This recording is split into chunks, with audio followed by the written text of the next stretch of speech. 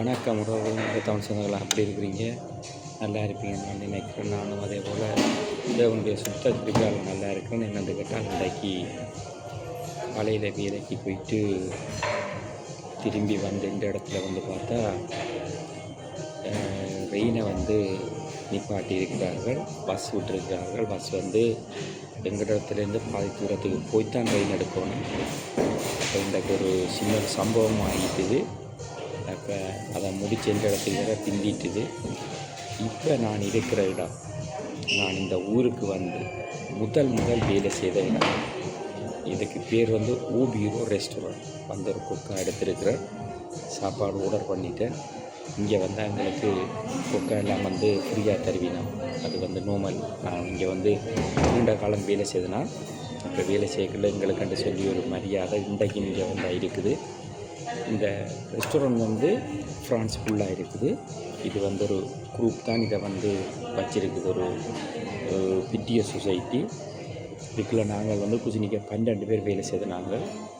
நான் மாத்திரம் ஏறக்குறைய மாதம் வந்து எப்படியும் குறைஞ்சது அந்த நேரத்தில் எங்களை சுப்ளிமெண்டரோட வந்து 230 மணி காலத்துக்கு மேலே வேலை செய்வோம். அப்படி நான் வேலை செய்து கொண்டு வந்துட்டு இப்போ நாங்கள் ஒரு 7 பேர் இந்த இடத்துல இருந்து கொண்டடியாக விலை போனாங்களே. என்னென்னா ஒரு சப்பட்டை வந்து எங்களுக்கு பொறுப்பாக வந்தது. உங்கள் ஆக்கள் அரிசி மாரி ஆக்கள் நெருப்பாகத்தான் சில விஷயங்கள் செய்வாங்க. அப்போ வந்து அவனுக்கும் எங்களுக்கும் சில கருத்து முரண்பாட்டால் நாங்கள் ஒரு அப்படியே ஒரு 5-6 பேர் அப்படியே வெளியே போனாங்களோன்னா அவரையும் இந்த இடத்துலேருந்து இவங்களே தூக்கிட்டாங்க. இவருடைய நடவடிக்கை பிள்ளைன்னு சொல்லி.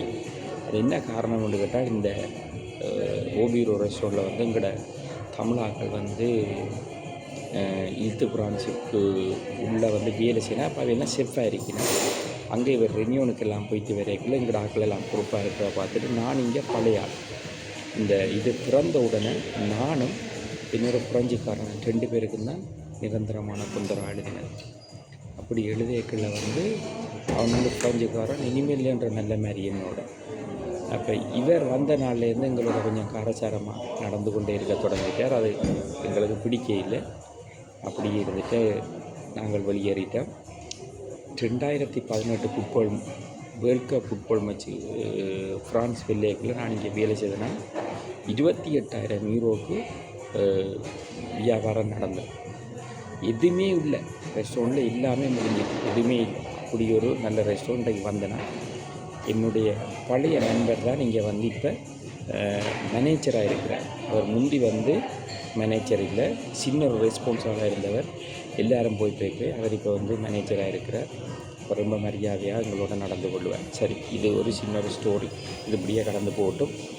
என்னென்னு கேட்டால், நேற்று ஃபுட்பால் வந்து லண்டன் கிளப்புக்கும் ஃப்ரான்ஸ் பாரிஸ் சென் ஜெர்மானுக்கும் நடந்தது. லண்டன் கிளப் வந்து அரசனலுக்கு நடந்தது. ஃப்ரான்ஸ் வந்துட்டு அப்போ வந்து இன்றைக்கி பரிசில் முழுக்க நிறைய சம்பவங்கள் நடந்தது, நீங்கள் பார்த்துருப்பீங்க. அதே நேரத்தில் இன்னும் ஒரு சம்பவம் என்ன நடந்திருக்குன்னு கேட்டால், மல்லாவிய பிறப்பிடமாகவும் ஃப்ரான்ஸில் பவுனிய வசிப்பிடமாக கொண்ட ஒரு குட்டி என்று அழைக்கப்படுகிற ஒரு தம்பி வந்து இறந்திருக்கிறார். உண்மையிலேயே நான் வந்து ஃப்ரான்ஸுக்கு வந்து 17-18 வருஷமாக ஆகுது. என்னுடைய அனுபவத்துக்கு நானும் வந்து இங்கே மாமாமாரோட சில விஷயங்களுக்கு பழக்கங்கள் இந்த வீட்டுக்கு வந்த பிறகு வந்து சாப்பிடைக்க போய்க்க எங்களுடைய நெருக்கமான பழக்கங்கள் இப்பொழுதும் இருக்குது. ஆனால் இவர்கள் அப்படி செய்வார்களான்னு சொல்லி பார்த்தால் ஆனால் அது கேள்விக்குறி. நீங்கள் பார்த்துருப்பீர்கள் வலைதளங்களில் என்ன நடந்ததுன்னு சொல்லி.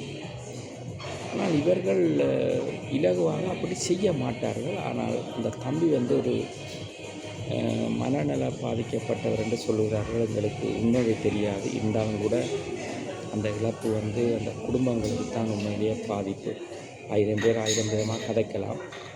ஆனால் உண்மையிலேயே என்ன நடந்ததுன்னு சொல்லி உண்மையிலேயே இயற்கைய மாமாமார் அதை வந்து வெளியிடுவினோம். காரணம் என்னென்னு கேட்டால், இப்போ வந்து மாமாமாருடைய நெஞ்சில் வந்து கேமரா இருக்குது.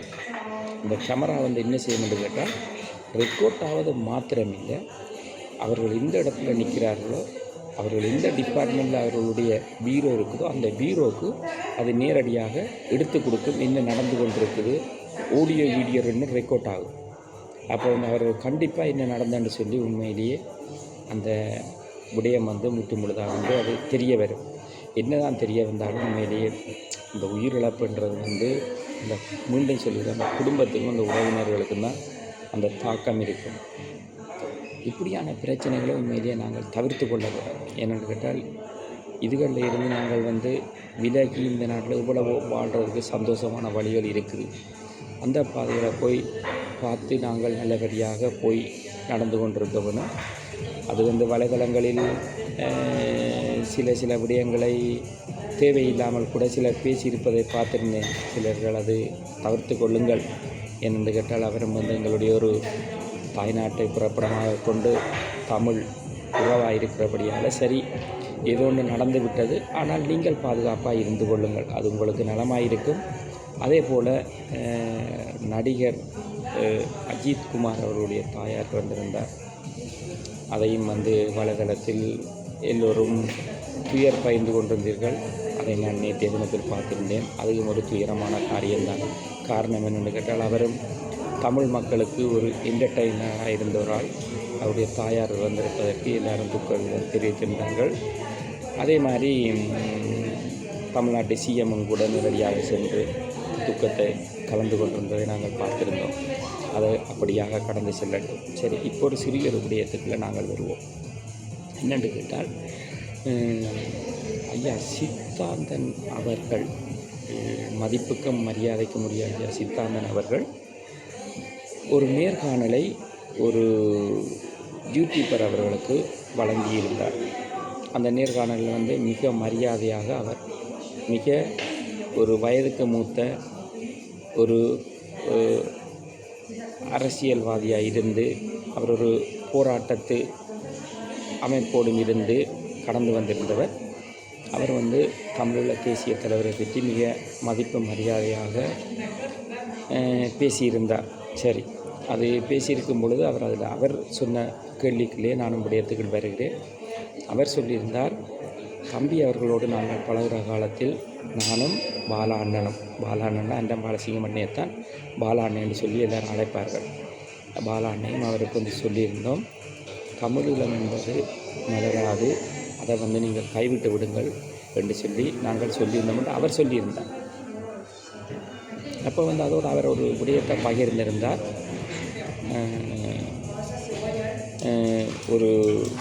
ஒரு மடத்தினுடைய ஒரு காரியத்தை குறித்தும் பகிர்ந்திருந்தார். இந்த 2 விடயத்தையே நான் வருகிறேன். என்னென்று கேட்டால், இப்போ 68 மெஸ்ஸி புக்கு 68 பிறந்த குழந்தைக்கு 2000 மெஸ்ஸி புக்கு 2028 பேர் வைக்கிற மாதிரி தான் அவர் சொல்லியிருந்த விடயங்கள் அதில் இருந்தது. அது உண்மையிலேயே அவர் சொன்னதான், நான் ஒன்றும் சொல்லவில்லை, அவர் சொன்னதான். அப்போ தமிழீழம் மலராதென்று சொல்லி நீங்கள் சொல்லுகிறதை நாங்கள் கேட்குறோம். ஏனென்றதையும் நீங்கள் சொல்லினீங்க. அப்படி இருக்கும் பொழுது நீங்கள் 14 வயதிலிருந்து இன்றைக்கு உங்களுக்கு ஏறக்குறைய 70 வயதுக்கிட்ட வந்துட்டியா. இப்படி இருக்கும் பொழுது இந்த 55-60 வருட காலங்கள் நீங்கள் எந்த இலக்கை வைத்து போராட்டத்தை முன்னெடுத்து, போராட்டமாக இருந்தாலும் சரி, அரசியலாக இருந்தாலும் போய்கொண்டிருக்கிறீர்கள்? ஒரு கேள்வி. அதுக்கு அடுத்தபடியாக இன்னும் ஒரு கேள்வி உங்களிடம், வவுனியாவில் இருந்து கொழும்பு செல்கிற வரைக்கும் உங்களுக்கு சகல இடங்களிலும் உங்களுக்கு செல்வாக்கு இருந்தது, சரிதானே? வவுனியாவிலிருந்து கொழும்பு செல்கிற வரைக்கும் சகல செல்வாக்குகளும் இருந்தது. இருக்கும் பொழுது நீங்கள் உங்களுடைய செல்வாக்கை வைத்து இந்த வவுனியாவுக்கு ஒரு பாடசாலையோ, ஒரு குல அபிவிருத்தியோ, இல்லது ஒரு கோயிலோ, இல்லது ஒரு நூலகங்களோ, இல்லது மக்களுடைய தேவைகள் என்னத்தை ஐயா நீங்கள் சரி செய்து கொடுத்திருந்தீர்கள் என்று சொல்லுங்கள்.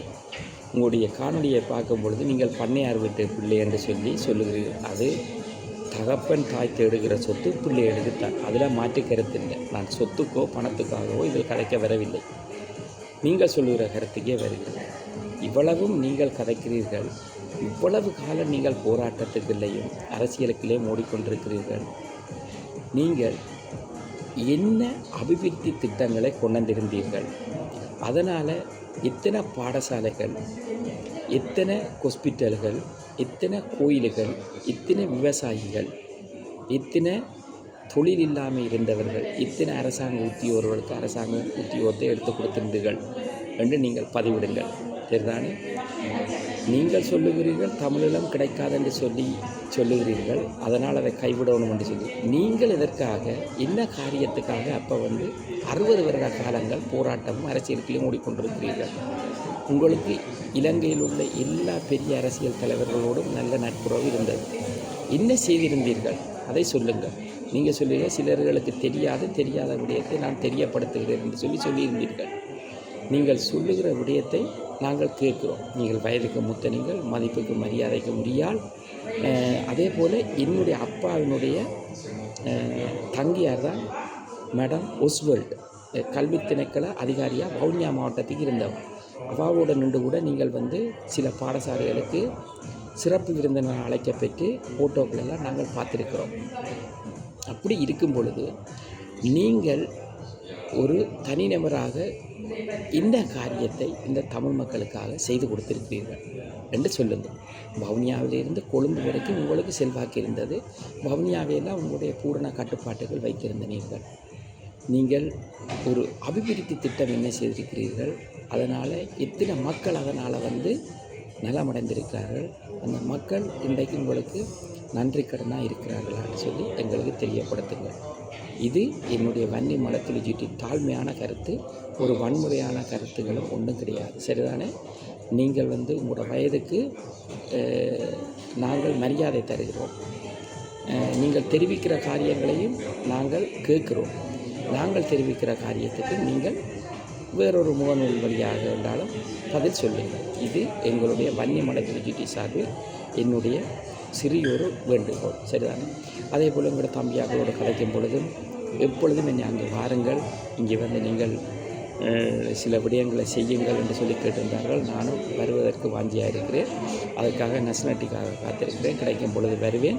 அதே போல் தம்பி எனக்கு அங்கத்திய நிலவரங்கள் அனைத்தையும் சொல்வார். இப்படி இருக்கிறது, வந்தால் திரும்பி போகாத அளவுக்கு நீங்கள் இருக்கக்கூடிய அளவுக்கு நல்ல நிலைமை இருக்கிறது, வாருங்கள், அரசாங்கம் நல்ல செயல் திட்டத்தை செய்கிறது என்று சொல்லி என்னிடத்தில் சொல்லியிருக்கிறார். நிச்சயமாக நான் வரும்பொழுது என்னால் முடிந்த ஏழைகளுக்குரிய சில நலத்திட்டத்தை நான் அந்த தம்பி முன்வைத்து நான் அதை செய்கிறதுக்கு காத்திருக்கிறேன். நிச்சயமாக செய்வேன். என்னுடைய விருப்பம் அதுதான்.